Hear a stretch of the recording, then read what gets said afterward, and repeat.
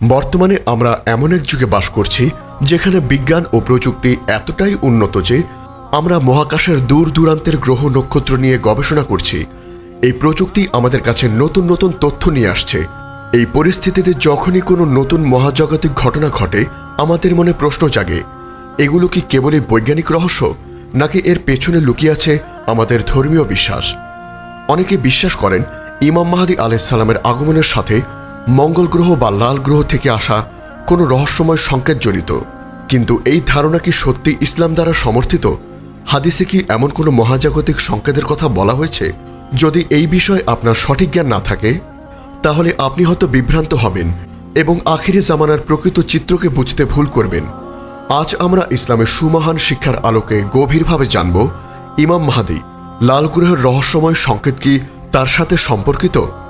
কোরআন ও সহিহ হাদিসের আলোকে কিয়ামতের কোন কোন নির্দেশনাগুলো মহাকাশের সাথে সম্পর্কিত এবং এই পরিস্থিতিতে একজন মুমিনের সঠিক দৃষ্টিভঙ্গি কি হওয়া উচিত সে সম্পর্কে ইসলামী শরিয়া কি বলে, যাতে আপনার ঈমান মজবুত হয় এবং আপনি ফিতনার এই যুগে আল্লাহর উপর পূর্ণ ভরসা রাখতে পারেন। প্রিয় শ্রোতা, ইমাম মাহদী আলাইহিস সালামের আগমন কিয়ামতের এক অন্যতম বড় আলামত।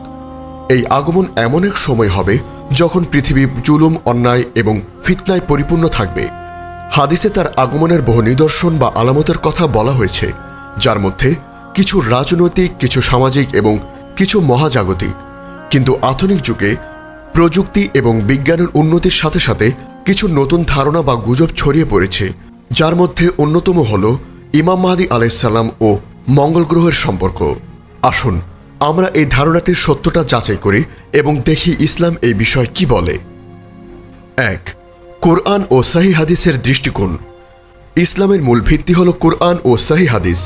এই দুটি উৎসে ইমাম মাহদী আলাইহিস সালামের আগমন সম্পর্কে বিস্তারিত বর্ণনা রয়েছে, কিন্তু কোনো নির্ভরযোগ্য হাদিসে মঙ্গল গ্রহ অর্থাৎ লাল গ্রহ বা মহাকাশ থেকে আসা কোনো রহস্যময় সংকেতের সাথে ইমাম মাহদী আলাইহিস সালামের আগমনের কোনো সরাসরি সম্পর্কের কথা উল্লেখ নেই। কিয়ামতের মহাজাগতিক নিদর্শন। হাদিসে কিয়ামতের পূর্বে কিছু মহাজাগতিক ঘটনার কথা বলা হয়েছে, যেমন চাঁদ ও সূর্যের গ্রহণ। একই মাসে চাঁদ ও সূর্যের গ্রহণ, এই ঘটনাটি ইমাম মাহদীর আগমনকে সমর্থন করবে। ধূমকেতুর আবির্ভাব। কিছু দুর্বল হাদিসে একটি উজ্জ্বল ধূমকেতুর কথা বলা হয়েছে যা আরবদের মধ্যে ভয় সৃষ্টি করবে, কিন্তু এর সাথে মঙ্গল গ্রহের কোনো সম্পর্ক নেই। আকাশ থেকে একটি বিকট আওয়াজ। শিয়া বর্ণনায় একটি বিকট আওয়াজের কথা বলা হয়েছে যা মহাকাশ থেকে আসবে, তবে এটিও মঙ্গল গ্রহের সাথে সম্পর্কিত নয়। এই ধরনের বর্ণনাগুলো প্রামাণ্য হলেও এগুলিতে মঙ্গল গ্রহ বা লাল গ্রহ এর কোনো নির্দিষ্ট উল্লেখ নেই। এই আধুনিক সংযোগগুলো মূলত বৈজ্ঞানিক অগ্রগতি এবং কল্পনার ফসল। 2. কেন এই ধরনের গুজব ছড়িয়ে পড়ে? আজকের এই দিনে এই ধরনের গুজব ছড়িয়ে পড়ার প্রধান কারণ হল প্রযুক্তির অভাব। মহাকাশ বিজ্ঞান নিয়ে মানুষের আগ্রহ বাড়ছে। মঙ্গল গ্রহে অভিযান এবং সেখান থেকে পাঠানো ছবি ও ভিডিও মানুষের মনে কৌতূহল সৃষ্টি করছে। কিছু লোক ধর্মীয় বিশ্বাসকে বৈজ্ঞানিক ধারণার সাথে যুক্ত করে নতুন নতুন তত্ত্ব তৈরি করছে। ধর্মীয় জ্ঞানের অভাব। সাধারণ মানুষের মধ্যে কোরআন ও সহিহ হাদিসের সঠিক জ্ঞানের অভাব রয়েছে। তারা প্রামাণ্য হাদিস এবং দুর্বল ও মন গড়া বর্ণনার মধ্যে পার্থক্য করতে পারে না, ফলে তারা সহজেই গুজবে বিশ্বাস করে। মিডিয়া ও সোশ্যাল মিডিয়ার প্রভাব। সোশ্যাল মিডিয়া এবং ইউটিউবের মতো প্ল্যাটফর্মগুলো এই ধরনের গুজব দ্রুত ছড়িয়ে দিতে সাহায্য করে। আকর্ষণীয় শিরোনাম এবং থাম্বনেল দিয়ে এই ধরনের ভিডিও তৈরি করা হয় যা মানুষকে বিভ্রান্ত করে। 3. ইমাম মাহদী প্রকৃত নিদর্শন। ইমাম মাহদী আলাইহিস সালামের আগমনের প্রকৃত নিদর্শনগুলো খুবই স্পষ্ট এবং সহজবোধ্য। এগুলোতে কোনো বৈজ্ঞানিক রহস্যের প্রয়োজন নেই। যেমন রাজনৈতিক অস্থিরতা। হাদিসে বলা হয়েছে এক খলিফার মৃত্যুর পর ব্যাপক রাজনৈতিক মতবিরোধ দেখা দেবে। জুলুম ও অন্যায়ের বিস্তার। পৃথিবী জুলুম ও অন্যায় পরিপূর্ণ থাকবে। কাবা শরীফে বায়াত। ইমাম মাহদী আলাইহিস সালাম মক্কার কাবা শরীফে জোর করে বায়াত গ্রহণ করবেন। কালো পতাকাবাহী দলের আগমন। খোরাসান থেকে কালো পতাকাবাহী এক দল ইমাম মাহদী আলাইহিস সালামকে সাহায্য করতে আসবে। এই নিদর্শনগুলো মানুষের চোখে দৃশ্যমান এবং সমাজের বাস্তব অবস্থার সাথে সম্পর্কিত। এগুলোর জন্য মহাকাশের কোনো সংকেতের প্রয়োজন নেই। 4. একজন মুমিনের সঠিক দৃষ্টিভঙ্গি। ইমাম মাহদী আলাইহিস সালাম এবং কিয়ামত সম্পর্কে এই ধরনের গুজব আমাদের ঈমানকে দুর্বল করে দেয় এবং আমাদের মূল লক্ষ্য থেকে দূরে সরিয়ে নেয়। একজন মুমিনের সঠিক দৃষ্টিভঙ্গি হল সঠিক জ্ঞান অর্জন, কোরআন ও সহিহ হাদিসের সঠিক জ্ঞান অর্জন করা এবং মিথ্যা তথ্য ও গুজব থেকে নিজেদেরকে রক্ষা করা, আমল ও ইবাদতে মনোনিবেশ। কিয়ামত যখন হবে বা ইমাম মাহদী আলাইহিস সালাম কখন আসবেন তা নিয়ে চিন্তা না করে বরং আমাদের নিজেদের আমল ও ইবাদতকে উন্নত করা, আল্লাহর উপর পূর্ণ ভরসা, সকল ফিতনার সময় আল্লাহর উপর পূর্ণ ভরসা রাখা এবং তার কাছে আশ্রয় চাওয়া। প্রিয় শ্রোতা, ইমাম মাহদী আলাইহিস সালামের আগমন এক সুনিশ্চিত সত্য, কিন্তু তার আগমনের সাথে মঙ্গল গ্রহের রহস্যময় সংকেতের কোনো সম্পর্ক নেই। এই ধরনের গুজব থেকে আমাদের নিজেদেরকে রক্ষা করতে হবে এবং আখিরি জামানার জন্য প্রস্তুতি নিতে হবে। আমাদের উচিত নিজেদেরকে আল্লাহর পথে অবিচল রাখা এবং সৎ আমল দ্বারা নিজেদের জীবনকে পূর্ণ করা।